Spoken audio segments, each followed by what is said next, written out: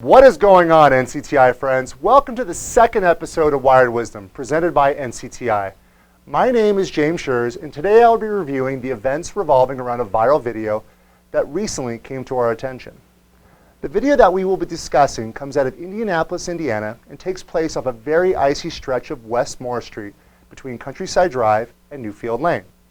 Now, since most of you have probably already seen this video, and that it involves around one specific MSO, we've decided not to show this video. However, in true NCTI fashion, we'll take a more in-depth look at what occurred, whether it could have been avoided, and what other steps could have been taken to make sure the situation was better. Here is an aerial view of the stretch of road where the accident occurred. Some initial observations are: 1. This is a two-lane road. 2. This image doesn't show it, but road conditions were icy on the day of the accidents. 3. In the video, there are 2 maintenance techs working on the node with 5 cones out. 4. The posted speed limit is 40 miles per hour. 5. The section of the road was on a very slight decline and visibility was minimal. 6. The maintenance techs closed traffic in one of the lanes to access the aerial plant, leaving only one lane available for two-way traffic. Alright, so the highlighted section is where the trucks were parked. The secondary highlights show where the cones were placed. Does this look correct? Also, the maintenance tech in the video states he used 4 cones because the speed limit was 40 miles per hour. Does your company tell you to use 1 cone for every 10 miles per hour in all road conditions? If so, let's look a little deeper. Every state has their own guidelines. However, all of them follow the basic requirements of the MUTCD, or Manual on Uniform Traffic Control Devices. In this case, we will look at the Indiana Department of Transportation Work Zone Traffic Control Guidelines. If you need a copy of your specific state requirements, type the state initials followed by .gov in the navigation bar at the top of the web browser. Within that site resides the Department of Transportation website, or it might just be easier to Google your state's Department of Transportation. There are 5 questions one must consider and answer to provide proper workside traffic control. 1. What is the type of road on which you will be working? In this case, we know it's a 2-lane road. 2. Are you working on the roadway or shoulder?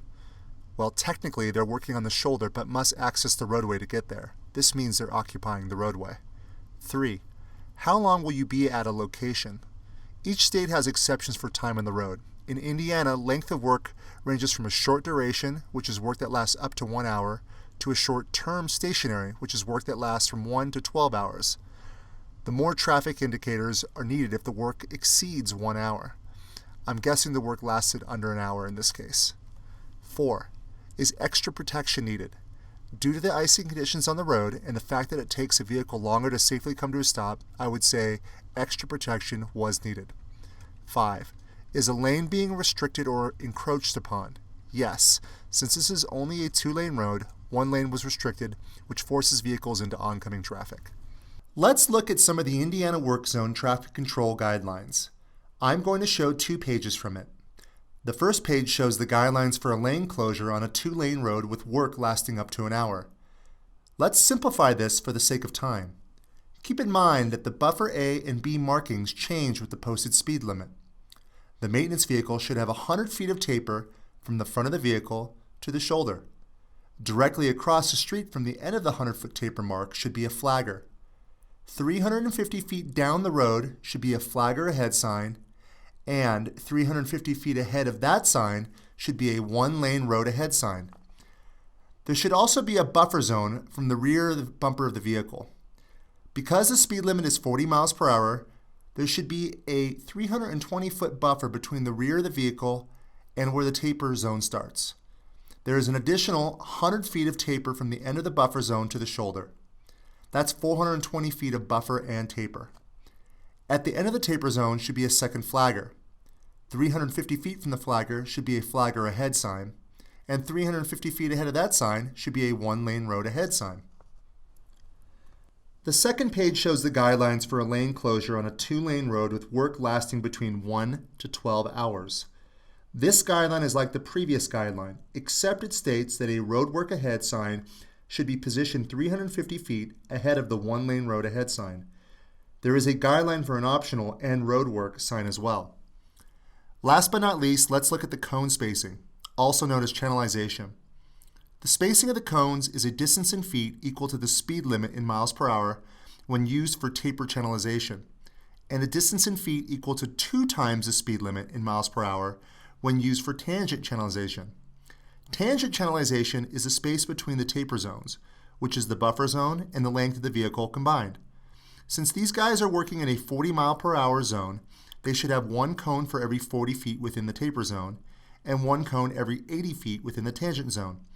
This is a minimum requirement for Indiana. Check your state for their minimum requirements. Now let's put everything we've reviewed into a visual output. Starting at the front of the vehicle, you have 3 cones separated by 40 feet from the shoulder to the middle of the road, spanning 100 feet. That's 1 cone for every 40 miles per hour. I add an extra cone into this scenario just to be safe. Working towards the back of the vehicle and beyond, we have 4 cones separated by 80 feet, spanning the 320-foot buffer zone, or tangent channelization, then tapering back down to 1 cone every 40 feet, spanning 100 feet from the middle of the road to the shoulder. That's 9 cones in total. We have 2 flaggers to control traffic on both sides. One flagger is positioned directly across the street from the end of the 100-foot taper mark, and the other is 420 feet down the road at the end of the other taper. The flaggers are separated by 520 feet of roadway. Flagger ahead signs are posted 350 feet away from each flagger, and 1-lane road ahead signs are posted an additional 350 feet beyond the flagger ahead signs.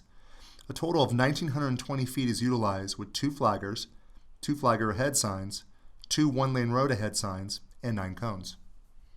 I think we could all agree that this scenario requires preparation and could not have been handled properly solely by one person. In this scenario, you always need to have someone doing the work, as well as 2 people controlling traffic on both sides.